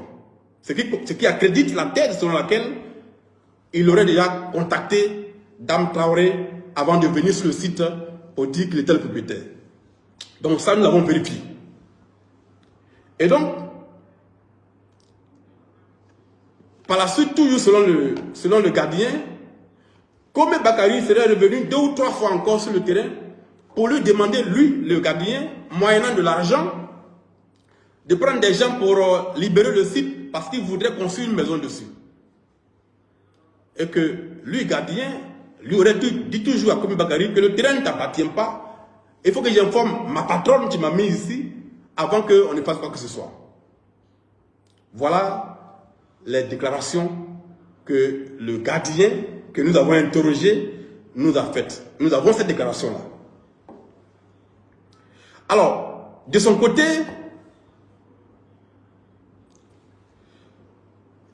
donc je répète que Dame Traoré avait dit que Kome Bakari l'avait appelé pour lui proposer d'acheter son terrain qu'elle avait refusé. Et que par la suite, elle a découvert que Kome Bakari avait obtenu un ACD sur sa parcelle, alors que son nom ne figure pas dans le guide de Djologobité. Et donc, nous sommes allés vérifier cette information dans le guide. Effectivement, Kome Bakari n'apparaît dans aucun guide de Djologobité. Bien au contraire, le lot 1294 dans le guide reste toujours en tant que propriétaire initial, la propriété de Niamini Albert. Donc, Dame Traoré a dit vrai. Qui a donc vendu à Komé Bakary le lot 1294 de l'îlot 135? Nous avons approché Komé Bakary. D'abord par téléphone. Pour lui demander une rencontre. Par la suite, nous lui avons envoyé un questionnaire.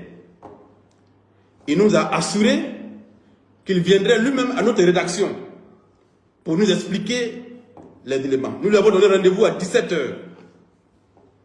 À 17 h, au jour fixé, M. Komé Bakary n'est pas venu. Il n'a plus donné signe de vie jusqu'au lendemain.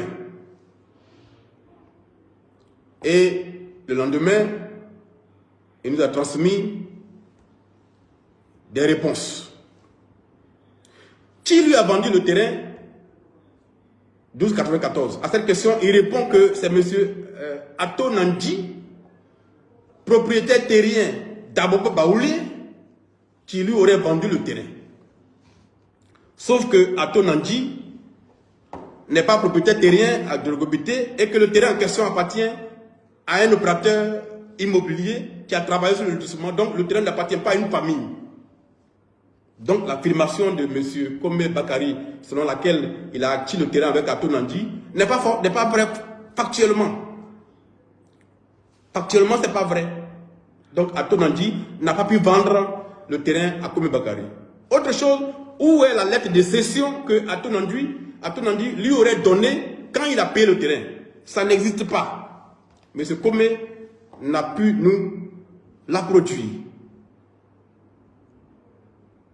Alors, on continue donc à l'interroger. D'où sort-il son attestation? À cette question, il nous répond que son attestation figure bien dans le guide officiel de Djologobité 2, ce qui n'est pas vrai. Son attestation ne figure pas dans le guide de Djologobité 2. À la chefferie de Djologobité 2, M. Komé Bakary n'a jamais été reçu là-bas. Il n'y a aucune famille à Djologobité 2 qui a cédé un terrain, en tout cas ce lot-là, à Komé Bakary. Nous avons été interroger la chefferie et les familles qui étaient à cette rencontre. Il nous dit qu'il a fait un compulsoire dans le guide de Djologobité 2 et que son nom figure bien dans ce compulsoire-là. Sauf que quand on l'interroge pour avoir le compulsoire en question, il nous envoie une sommation à avoir à inscrire son nom dans le guide. Mais cette sommation n'est pas adressée à la chefferie de Djologobité, elle est adressée plutôt au ministère de la Construction. Donc il ne nous présente pas son compulsoire, il nous présente une sommation d'avoir à inscrire qui est adressée au ministère de la Construction et non pas à la chefferie de Djologobité. De sorte que jusqu'à ce jour, Komé Bakary n'a pas son nom dans le guide de Djologobité. Donc, pour comprendre où se trouve le compulsoire en question, nous interrogeons le commissaire de justice, Maître Kofi Maurice, puisque d'après Komé Bakary, c'est ce commissaire de justice qui aurait fait le compulsoire. Mais quand on interroge le commissaire de justice, il dit ne pas se souvenir de ce compulsoire. Et nous demande de lui laisser le temps d'adresser des correspondances au ministère de la Construction et de revenir plus tard. À ce jour, le commissaire en question ne nous a pas mis à disposition le fameux compulsoire que Komé aurait fait dans le guide de Djologobité. Voilà la suite de l'enquête. Donc, à ce jour, alors même que M. Komé Bakary a obtenu un ACD sur le lot 1294 qui appartenait à Nyameni Albert, lequel l'a transféré à Mme Traoré Assetou, et que son nom ne figure pas dans le guide, il a pu obtenir l'ACD avec une attestation. Quand nous lui demandons de nous produire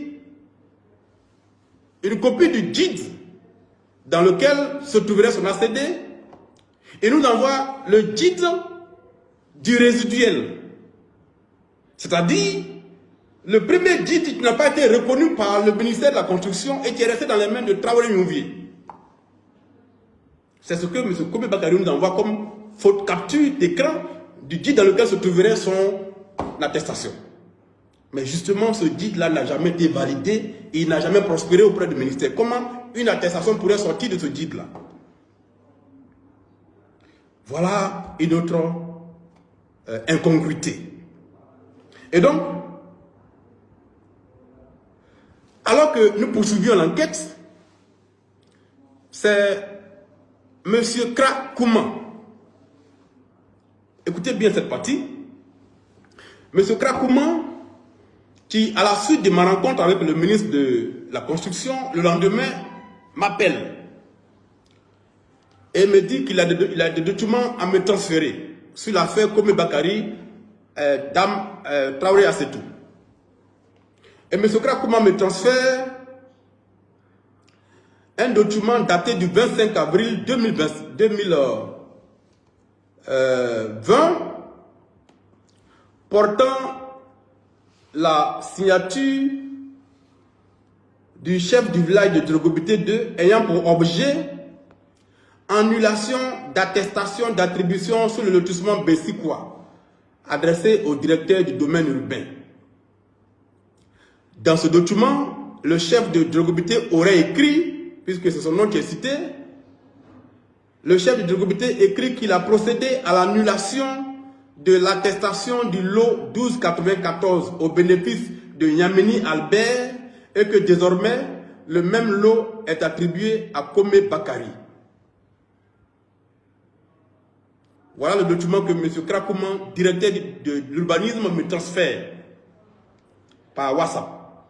Et c'est le contenu du document. Le chef de Drogobité aurait donc écrit au directeur du domaine urbain pour l'informer qu'il avait pris sur lui le soin d'annuler le lot, l'attestation sur le lot 1294, lot qui appartenait à Yamini Albert, et que désormais c'est Kome Bakary qui en est le détenteur. Ce qui est matériellement impossible. Parce que le lot en question appartient à un opérateur. Il n'appartient pas à une famille. Donc le chef ne peut pas avoir le pouvoir d'annuler ce lot-là. Mais on ne s'est pas arrêté à cette déduction. Nous avons pris le document et nous sommes partis encore à Drogobité pour aller le présenter au chef de Drogobité, pour lui demander s'il reconnaît avoir signé un tel document au bénéfice de Kome Bakary, alors même qu'il dit qu'il n'a jamais rencontré Kome Bakary. Nous avons trouvé le chef avec certains de ses collaborateurs. Nous leur avons présenté le document et le chef a dit que le document ne provient pas de lui, qu'il n'a jamais adressé ce document-là au DDU pour la simple raison que le terrain en question appartient à un opérateur. Et donc, il n'a pas compétence à retirer à un opérateur son terrain. Donc, ce n'est pas lui qui a fait ce document. Qui a donc fabriqué ce document? Écoutez très bien cette partie qui arrive.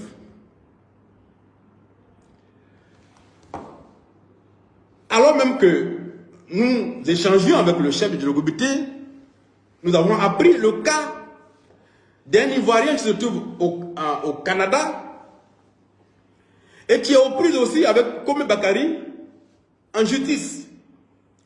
Cet Ivoirien a payé son lot depuis très longtemps. Au moment où il part pour faire son ACD, il découvre que M. Kome Bakary a déjà un ACD sur son terrain. Et donc, il décide d'attaquer l'ACD devant le Conseil d'État. Et dans les échanges d'écriture entre les avocats, l'avocat de Kome Bakary, nous avons échangé avec le représentant de ce Ivoirien qui est à l'extérieur, nous l'avons approché pour l'entendre. L'avocat de Kome Bakary, dans les documents qu'il transmet au Conseil d'État, et donc copie est remise au représentant de l'Ivoirien qui est à l'extérieur, se trouve un document dont nous avons copie aujourd'hui, qui est adressé au président du tribunal d'Abidjan. Et ce document rapporte en objet annulation du lot. C'est-à-dire que dans ce document adressé, soi-disant par le chef de Drogobité, au président du tribunal d'Abidjan, il a écrit que, et ce document est daté du 26 février 2022, il est écrit que le chef de Djorogobité informe le président du tribunal qu'il a annulé le lot 3520 de l'îlot 313 du lotissement Bessikwa et que désormais ce lot-là est attribué à Kome Bakari. Nous présentons ce document-là au chef de Djorogobité qui dit mais c'est manifestement un faux parce que non seulement la signature qui est dessus, elle n'est pas ma signature, elle est totalement imitée, mais en plus le chef de Djorogobité n'a pas vocation à demander à un président du tribunal d'annuler un lot. Pardon, d'informer un président du tribunal qu'il a annulé un lot. Le chef ne peut écrire qu'au ministère de la Construction pour dire qu'on concerne le lot. Il ne peut pas écrire au président du tribunal dans une procédure dont il n'est pas informé. Où est-ce que Kome Bakari a obtenu ce document-là qui a adressé au président du tribunal d'Abidjan et qu'il a servi au Conseil d'État? Question. Évidemment, comme il ne veut pas nous rencontrer, on n'aura pas la suite de cette question-là. Alors, nous allons maintenant sur le cas de l'imam Cissé. Mais je précise que pendant que nous échangeons avec la chefferie de Djorogobité, nous avons échangé aussi avec des responsables de la famille Mambo. Et c'est là que vous devez prester attention. Sur le cas de l'imam Cissé, au cours de l'enquête, nous avons bien vérifié que l'imam Cissé est bien inscrit dans le guide du village de Djorogobité et qu'il tient ses attestations d'acquisition de la famille Mambo. C'est la famille Mambo qui connaît très bien l'imam Cissé parce que l'imam Cissé a vécu à Djorogobité, donc il connaît presque tous les jeunes de ce village. C'est la famille Mambo qui leur donne le terrain. Mais Kome Bakari, lui, dit avoir acheté le même terrain avec un membre de la famille Mambo, dont il est incapable de produire le nom. Encore moins l'acte de cession qui lui a, que la famille en question lui a délivré quand il a payé le terrain. D'ailleurs, il faut préciser que le dimanche dernier, sur les antennes de NCI, M. Kome Bakari était représenté par un individu qui se fait appeler Sylvain Adjété, alors qu'en réalité, on l'a découvert, ce n'est pas son vrai nom. Le nom qu'il a utilisé sur NCI n'est pas son vrai nom. Dans les documents que l'éléphant chéri s'est procuré, se trouve son vrai nom. Ils n'ont pas marqué ici, mais l'individu qui apparaît sur NCI était porteur d'un nom qui n'était pas le sien. C'est un élément important que nous allons démontrer plus tard. Ensuite, donc, Kome prétend que c'est un membre de la famille Mambo qui lui a vendu le terrain de l'imam. Alors qu'il est bien incapable de nous dire quel est le nom de ce membre de la famille. Et quand nous échangeons la famille attire notre attention sur le fait que elle-même, détentrice de droits coutumiers à Djorogobité, a 5 de ses lots qu'elle n'a pas vendus à Kome Bakari, mais que Kome Bakari possède des titres sur le terrain. 6 lots. C'est la famille qui nous donne cette information-là. Comment a-t-il pu avoir ces lots alors même que la famille dit ne l'avoir jamais rencontré et ne l'avoir jamais donné aucun document à Kome Bakari? Question. Ça fait beaucoup. Alors, dans tout le guide, nulle part n'apparaît le nom de Kome Bakari.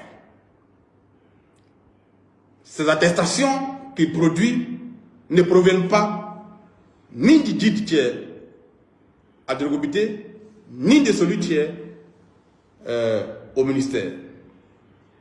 Mais comment tout ça est possible? C'est ce que nous avons voulu comprendre.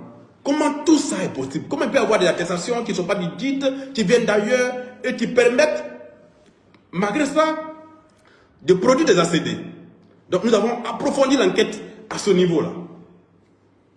Et donc nous sommes répartis encore à la direction du domaine urbain pour comprendre comment tout ça est possible.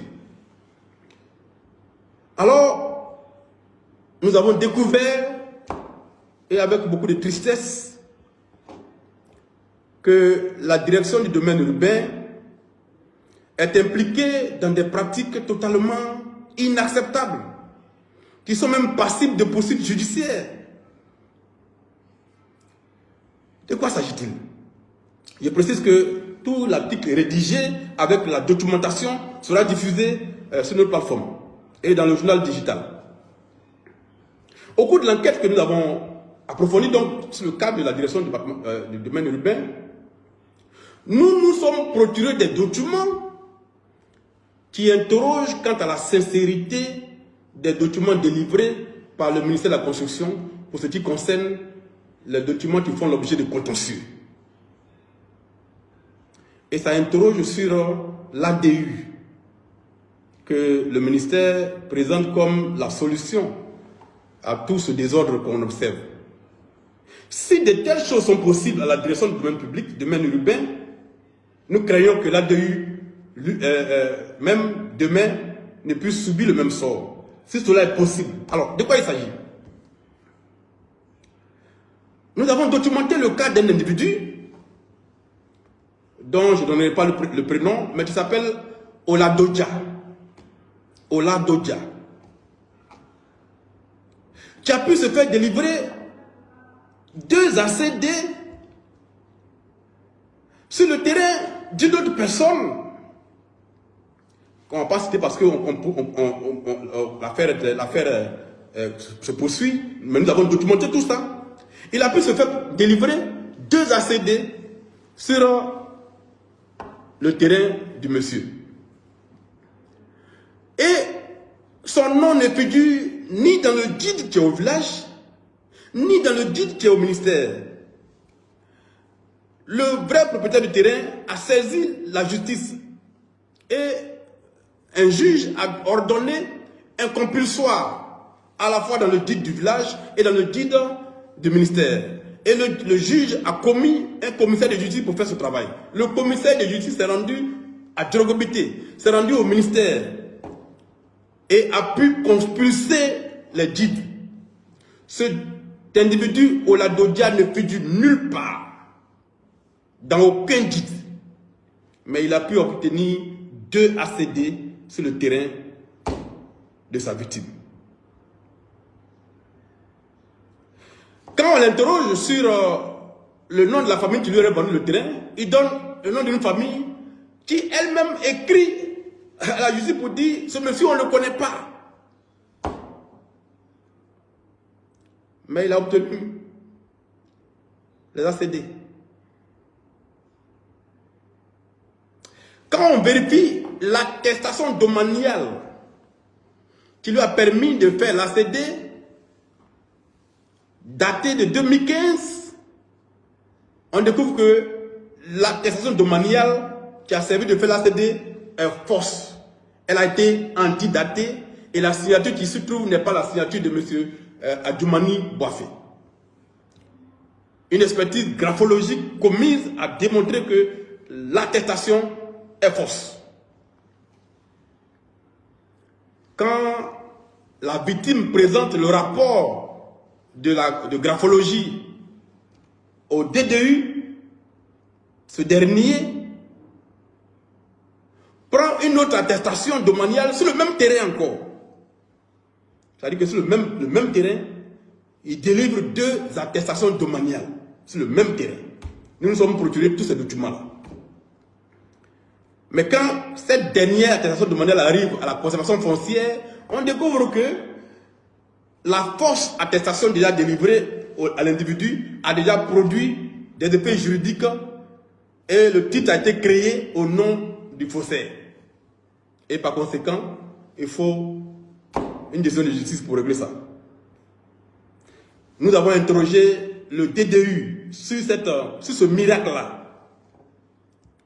il n'a pas répondu à notre question. Il aura sans doute l'occasion d'y répondre plus tard. Autre fait que nous découvrons dans l'enquête, chose encore plus étonnante et même encore plus grave. Mademoiselle Adja, on ne citera pas le reste de son nom, qui est héritière d'un terrain que son paternel lui a laissé. Terrain acquis depuis 1993 par une lettre d'attribution délivrée par le ministre de la Construction de l'époque. Entreprend de faire ces documents. Le terrain est situé à Bonoumé, un terrain qui a une valeur inestimable. À la rivière Bonoumé. Un monsieur un matin l'approche pour dire qu'il veut payer le terrain. La jeune dame dit non, qu'elle ne vend pas, mais elle peut vendre une partie pour conserver 300 mètres carrés pour elle-même construire sa maison. Et donc, les deux parties se retrouvent chez un notaire. Et au cours des discussions, le notaire réalise que la jeune dame n'a pas encore un titre de propriété qui permet de faire la transaction correctement. Et donc, lui conseille d'aller faire le titre de propriété et d'obtenir au moins une attestation domaniale. Et puis, en ce moment-là, on pourra faire l'acte. Donc, les deux parties se séparent. Et la jeune fille entreprend de faire ses papiers. Le 11 mai 2020, Mademoiselle Adja obtient son attestation domaniale délivrée par le directeur du domaine urbain, M. Diallo Aboulaye. Mais quand elle entreprend de faire son ACD maintenant, elle découvre que il y a une ACD sur son terrain. Comment c'est possible? Alors qu'on lui a délivré l'attestation domaniale qui démontre que c'est elle qui est la propriétaire du terrain. Investigation faite, elle découvre que l'ACD a été fait au nom de celui qui voulait acheter le terrain. Celui qui l'avait accompagné pour acheter le terrain devant le notaire, l'ACD désormais porte le nom de cet individu-là. Et que, à la même date du 11 mai 2020, c'est-à-dire le jour où on a délivré une attestation domaniale à Mademoiselle Adja, le même jour, une autre attestation domaniale a été signée au bénéfice de l'autre individu. Deux attestations domaniales signées le même jour. Et l'autre a permis de faire rapidement l'ACD et déposséder Mademoiselle Adja de son terrain que son père lui a transmis depuis 1993. Aujourd'hui, elle est dehors, elle n'a plus son terrain. Ça se passe au ministère de la Construction.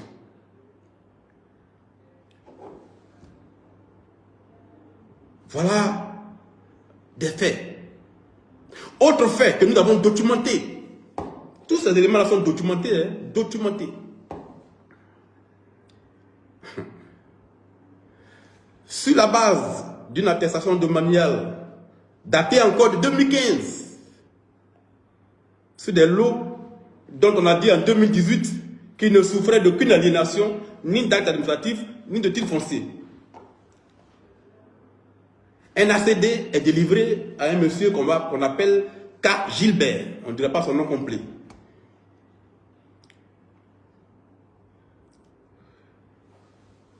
Le cas Gilbert en question n'est pas inscrit dans le titre du comité. Et l'ACD qui a été fait sur la base d'une fausse attestation domaniale. Expertise graphologique en a conclu ainsi. Sur le même lot, le DDU a produit encore une autre attestation domaniale pour la victime. Donc, deux autres attestations domaniales sur le même lot. Mais dans quel pays on est? Voilà les faits. Vous voyez, c'est uniquement des faits. Nous ne prenons pas position pour un camp. Nous donnons les faits. Il appartient à chacun qui écoute de se faire son opinion. Traoré Yunvier, le nommé Traoré Yunvier. Au cours de notre enquête, nous avons obtenu beaucoup de témoignages qui tendent à accréditer la thèse selon laquelle le nommé Traoré Yunvier, qui est très proche de M. Diallo Aboulaye, détiendrait un guide à partir duquel toutes les attestations à problème seraient fabriquées. Ainsi, une source nous a appris que des agents du ministère de la Construction auraient conseillé à Dame Traoré Assetou de se rapprocher de M. Traoré Yunvier au fin que ce dernier lui délivre une attestation qui lui permettrait d'avoir un ACD dans son conflit avec Komé Bakari. Que s'étant approché de M. Traoré Yunvier à son cabinet, ce dernier aurait réclamé 2 millions à Dame Traoré Assetou, avant de l'inscrire dans son guide à lui, ce que cette dernière aurait refusé. Interrogé par l'éléphant déchaîné, donc par nos journalistes, Dame Traoré a confirmé les faits, mais dit avoir refusé de payer les 2 millions et de se faire inscrire dans le guide de ce dernier parce qu'elle est déjà inscrite dans le guide de Djorogobité. Nous avons approché M. Traoré Yunvier on a tenté de le joindre par téléphone. Plusieurs reprises, il n'a pas répondu. Nous lui avons envoyé un questionnaire dans lequel ne se trouvait pas cette information. Nous lui avons demandé s'il existait un guide qui était en sa possession, à partir duquel tout le faux serait fabriqué. Il nous a répondu par message plus tard que les faits ne sont pas vrais, qu'il ne possède pas de guide et que le seul guide serait celui de Djorogobité. Voilà ce qu'il nous a répondu. Nous n'avons pas de commentaires à faire. Une enquête policière ou judiciaire avec des perquisitions pourrait éclairer cet aspect des choses. Nous ne prenons pas de position dessus. Au final donc, selon les éléments à notre possession, M. Komé Bakari n'a aucun élément pour prouver l'identité des personnes qui lui auraient vendu les parcelles sur lesquelles il dispose d'ACD, tant pour celles de Mme Traoré que pour l'imam Sissé. Il ne figure dans aucun guide du village de Djorogobité, ni dans celui du ministère de la Construction, pour les lots qui lui sont disputés par ses victimes. Au cours des enquêtes, nous avons découvert plusieurs autres victimes de M. Komé Bakari, dont certaines ont porté plainte dans les commissariats, mais aucune de ces plaintes ne prospère. Et nous avons conclu que pour cette affaire, il faut une véritable enquête judiciaire pour identifier les acteurs, les co-auteurs, les complices, les bénéficiaires de toute cette construction de faux qui a semé le désordre dans cette affaire. Parce que nous avons découvert d'autres choses, par exemple, que les attestations villageoises qui sont vendues à 500 000 francs, 1 million, certaines personnes ont pu obtenir des attestations villageoises à 6 millions l'unité. Comment une attestation qui est vendue à 1 million, quelqu'un peut l'acheter à 6 millions? Eh bien, tout simplement parce que, quand c'est fait ainsi, c'est cette attestation qui prospère et qui permet de déposséder le premier acquéreur de son terrain. C'est le même procédé dans tout Abidjan. Nous appelons donc à une enquête complète de la part du ministère de la Construction, de la part de l'inspection générale d'État, de la part de la haute autorité de la bonne gouvernance. Nous sommes des journalistes, nous avons fait une enquête dont nous mettons les éléments à disposition. Il appartient à la justice ivoirienne ou aux institutions en charge des enquêtes de ce genre de faire leur enquête et de tracer tout le processus pour ressortir la vérité. Parce que l'argumentaire qui consiste à dire aux gens, si vous n'êtes pas content, allez vous plaindre au Conseil d'État. Alors qu'on sait très bien que devant le Conseil d'État, à 90%, 99%, c'est ceux qui possèdent l'ACD qui triomphent. Il faut mettre fin à cette pratique-là. Nous appelons aussi notre système judiciaire de la justice, notre système de service public de la justice, à faire aussi un peu attention. Dame Traoré Assetou vient d'offrir à la Côte d'Ivoire l'occasion unique de régler définitivement le cas de la mafia du foncier qui sévit à Abidjan et à travers le pays. Aujourd'hui, des documents à disposition permettent de retracer toutes les procédures et tout le système. Il faut que cela soit fait. Les victimes sont trop nombreuses. Nous sommes joints tous les jours par des gens qui pleurent, qui ont tout perdu. Et les cas sont les plus graves les uns que les autres. Et c'est toujours autour des mêmes personnes que ça tourne. Cela ne peut pas continuer ainsi.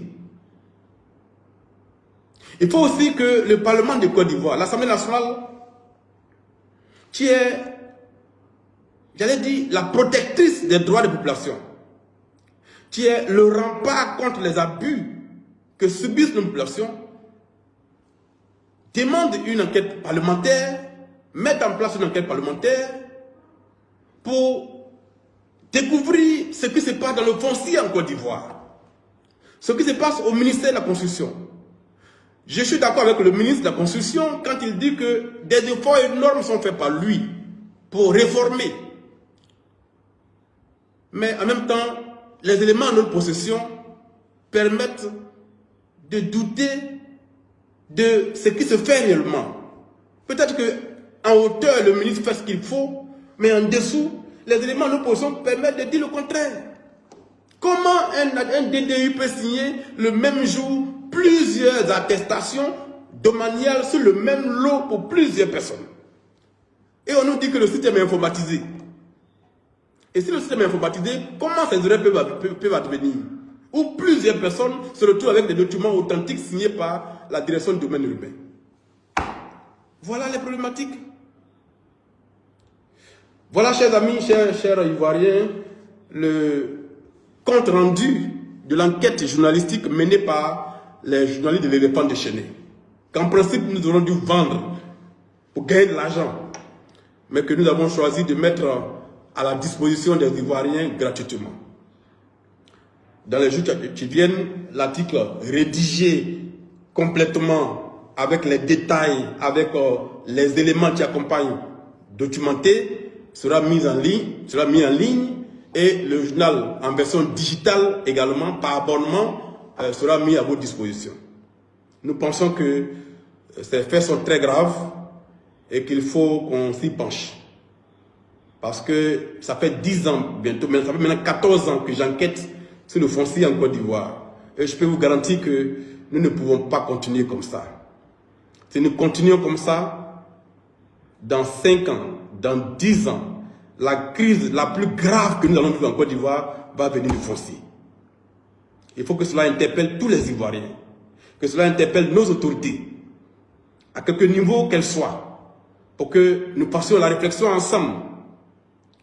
Moi, je proposerais que, devant tout ça, l'État de Côte d'Ivoire prenne un moratoire sur tout ce qui est foncier urbain, qu'on suspende toute vente, tout traitement de dossier, et qu'on fasse un audit complet de tout ce qui a été fait depuis une dizaine d'années pour tirer au clair ce qui se passe, avant de relancer les ventes de terrain et le traitement des dossiers urbains. Je propose donc un moratoire pour qu'on voit clair, pour que tout le monde, le Parlement, le gouvernement, la justice, on travaille en synergie pour tirer tout ça au clair, parce que ces Ivoiriens qui m'appellent, qui sont en Europe, dont j'ai rencontré certains, qui ont perdu 100 millions, qui ont perdu 200 millions, en achetant un terrain, avec les vrais propriétaires. Et puis un matin, ils découvrent que quelqu'un d'autre a pris leur terrain. C'est trop grave. Et donc, voilà l'appel que je voulais lancer. Merci de m'avoir écouté. On était jusqu'à 7000 personnes, près de 8000 personnes en ligne. Merci de m'avoir écouté. Battons-nous pour que la justice triomphe. La justice élève une nation. La corruption est la honte des peuples. Un peuple qui dort en liberté se réveillera en servitude. Alain. Battons-nous pour nos droits. Ne nous taisons pas. Si vous êtes victime d'abus, prenez la parole. N'ayez pas peur.